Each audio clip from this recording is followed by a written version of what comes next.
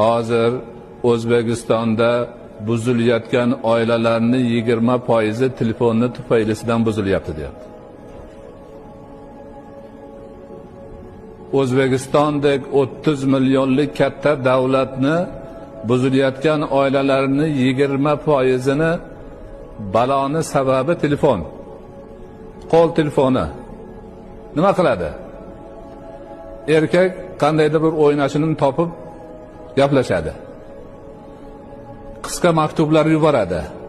Surat yuboradi. Yuradi, bir kuni xotini ko'rib qoladi. Janjal boshlanadi. Bu kimning nomeri deydi. Haligi nomerga telefon qilsa, u yoqdan men palonchini o'ynashiman deb aytadi nariga. Janjal bo'ladi, qiyomat bo'ladi, oila buziladi, xudo andalar rasvo bo'ladi. Hamma yo'g'i shu. Mana shu telefonning odobini bilmaslikdan. Yoki aksincha yangi tushgan kelin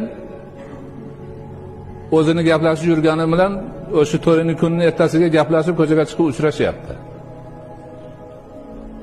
Orqasidan poylab borib ushab haydayapti. 3-4 ta farzandi bor ayol eri bilan yotgan o'rnidan turib kechasi dahliziga chiqib gapirayotganda qo'lga tushyapti. Nomerini qarasa 60 marta gaplashgan, 70 marta gaplashgan. Telefonni markaziga borsa hammasini chiqarib qo'lga ushatyapti, mana deyapti.